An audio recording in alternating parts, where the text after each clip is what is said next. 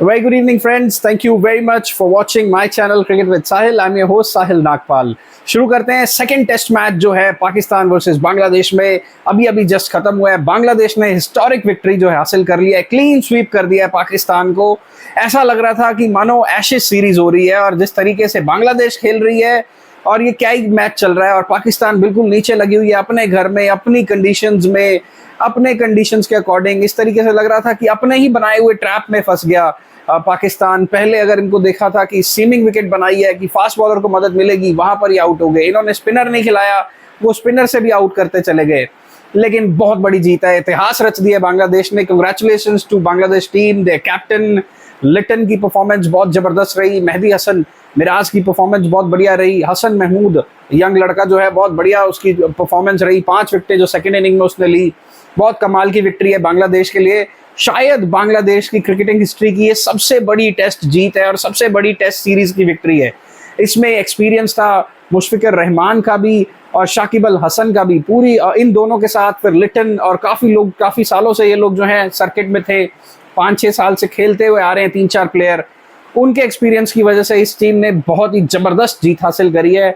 और दूसरी ओर शर्मनाक हार पाकिस्तान के लिए, इससे बुरा शायद ही कुछ होगा। पाकिस्तान इस मैच को, इस डेट को, इस महीने को, इस साल को, पीछे 2 साल को, सब कुछ भूलना चाहेगी, क्योंकि वो जो भी करते हैं, जो भी एक्सपेरिमेंट करते हैं, सब कुछ उल्टा हो रहा है। जीते हुए मैच हार जाते हैं। अनएक्सपेक्टेड टीम उनके खिलाफ जो आकर के है ऐसे खेलती हैं कि जैसे वो 2002 की ऑस्ट्रेलिया हो, या फिर टेस्ट क्रिकेट के अंदर बांग्लादेश के बॉलर्स यहाँ पर ऐसे बॉल कर रहे थे कि जैसे एशेज सीरीज चल रही हो, लॉर्ड्स में मैच चल रहा हो, या फिर गाबा की विकेट पे मैच चल रहा हो। इनकी हालत बहुत बुरी हो चुकी है और इसकी जिम्मेवारी लेनी पड़ेगी कहीं ना कहीं पाकिस्तान के कप्तान को और इनकी मैनेजमेंट को। पाकिस्तान क्रिकेट बोर्ड इसलिए सफर करता है क्योंकि बहुत जल्दी फैसले बदलते हैं, एक प्लेयर को गिवन टाइम नहीं देते हैं। पिछले इतिहास में अगर हम देखें, पिछले 3-4 साल के अंदर भी बहुत सारे अच्छे प्लेयर्स पाकिस्तान को मिले, लेकिन इनकी मीडिया भी टिकने नहीं देती है प्लेयर्स को। वो क्रिटिसिज्म कर करके वो प्लेयर भी कहीं ना कहीं मजबूर हो जाता है। वो कहीं डोमेस्टिक का रास्ता ढूंढता है, कहीं वो काउंटी का रास्ता ढूंढता है, वो लीग्स खेलना शुरू कर देता है, क्योंकि इवेंचुअली क्रिकेटर्स जो हैं उनके लिए ब्रेड एंड बटर भी तो क्रिकेट है। उन्होंने क्रिकेट खेल के ही पैसा कमाना है। तो कहीं ना कहीं मुझे लगता है Pakistan cricket board, Pakistani media भी इसकी बहुत बड़ी जिम्मेवार है। और एक जो है वहां पर चीज चलती है जिसको पर्ची बोलते हैं सब लोग, की सिफारिश से आया ये खिलाड़ी, उसकी सिफारिश से आया है। बहुत सारी चीजें अच्छी नहीं चल रही है पाकिस्तान कैंप में। ईशान मसूद को लेकर के कि उनकी फाइट चल रही है किसी से, कोई रिजवान बीच में इन्वॉल्व हो रहे हैं, शाहीन शाह अफरीदी इन्वॉल्व हो रहे हैं, इनकी बैटल हो रही है, फिजिकल फाइट तक चीजें आ रही हैं, बहुत सारी चीजें मीडिया में चल रही हैं। लेकिन बहरहाल बहुत ही बुरा दिन पाकिस्तान के लिए और कमाल का टेस्ट मैच है। जो लोग टेस्ट क्रिकेट को फॉलो करते हैं, जो 20, 25, 30 साल से टेस्ट क्रिकेट देख रहे हैं, उन्हें पता है कि क्या चीज है ये। 272 रन के जवाब में 26 रन पे 6 विकेटें गंवाने का मतलब था कि शायद आप किसी भी पल ऑल आउट हो सकते थे, आपको फॉलो ऑन पड़ सकता था, आप दूसरी इनिंग में भी दोबारा ढेर हो सकते थे, आप एक इनिंग से मैच हार सकते थे। लेकिन वहां से लिटन की और मेहदी हसन की जो साझेदारी थी, और लिटन का स्पेशली वो 138 रन का नॉक, वो टेस्ट क्रिकेट के इतिहास में ग्रेटेस्ट नॉक जो है उसकी सूची में वो दर्ज हो गया।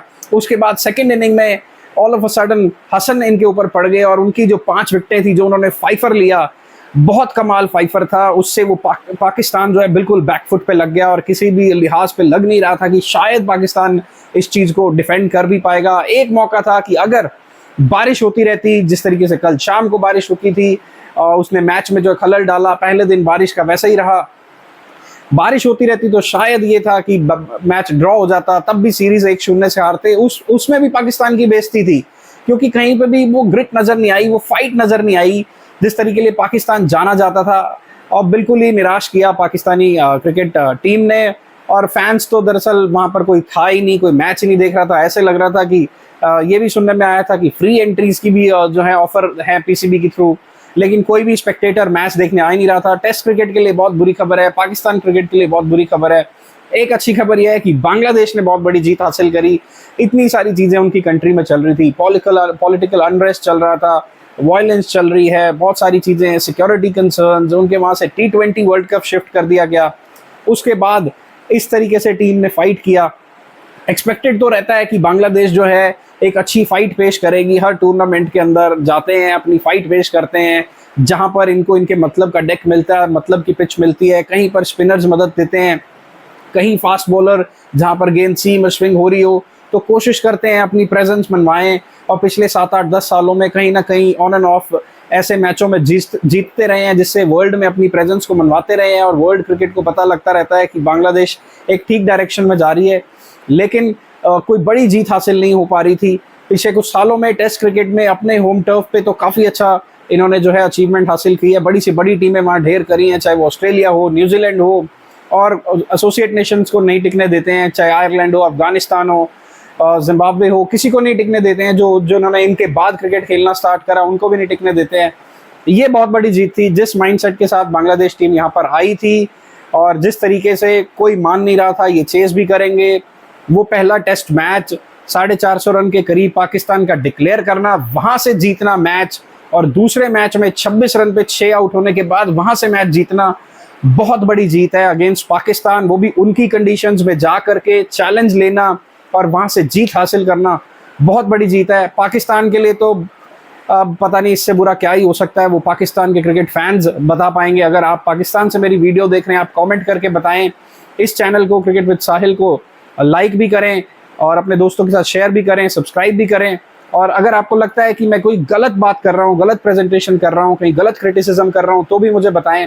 मैं बिल्कुल अनबायस्ड बताना चाह रहा हूँ कि ये पाकिस्तान की क्रिकेट का वर्स्ट टाइम चल रहा है, इससे बुरा टाइम नहीं चल सकता, जो कि सब कॉन्टिनेंट के लिए बहुत बहुत बुरी खबर है। इससे बुरा हो नहीं सकता। पाकिस्तान ने बहुत सारे ग्रेट्स जो हैं क्रिकेट के लिए प्रोड्यूस किए हैं ओवर द ईयर्स।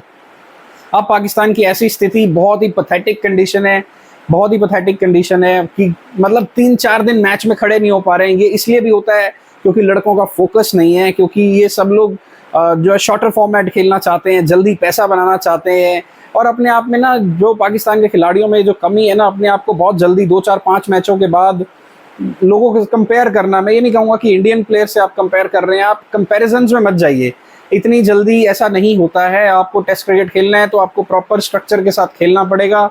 और आप इस 2 मैचों से पहले शान मसूद ये प्रेस कॉन्फ्रेंस में कह रहे थे कि कहीं ना कहीं उनकी निगाह आईसीसी टेस्ट चैंपियनशिप के फाइनल की तरफ है, वो उस सर्कल को देख रहे हैं कि वो उसको कैसे अचीव करेंगे। अगर आप इस तरीके की क्रिकेट खेलेंगे तो मुझे लगता है कि इसकी दो श्रेणियां बननी पड़ेंगी, 10-10 टीमें अलग अलग बनेंगी और आप उसमें फिर बैटल करेंगे, आप इससे भी आउट हो जाएंगे। मेरे को काफ़ी सारे पाकिस्तानी जो मीडिया एक्सपर्ट्स हैं उनकी बातें ध्यान में आ रही हैं, मैं किसी का नाम नहीं लेना चाहूँगा। वो कहते हैं कि आने वाले कुछ सालों में पाकिस्तान को हो सकता है क्वालिफायर्स खेलने पड़े।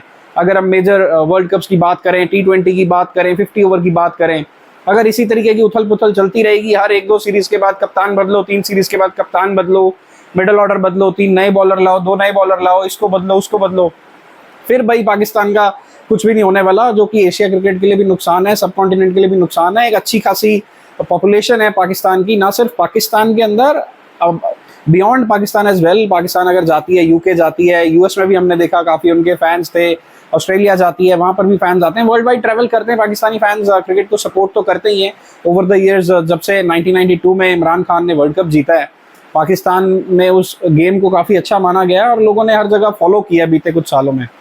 तो एक बार फिर से कंग्रेचुलेशंस बांग्लादेश टीम को, जितनी तारीफ की जाए उतनी कम, बेहद कमाल की victory. Hats off to the captain Liton Das का वो नॉक 138 का अंडर प्रेशर, इतने प्रेशर के अंदर आके वो नॉक खेलना, हसन का वो फाइफर, मेहदी हसन का वो पहले मैच में जो रन थे, और मुशफिक का 191, बहुत कमाल की विक्ट्री रही। Congratulations to people of Bangladesh as well, well deserve victory.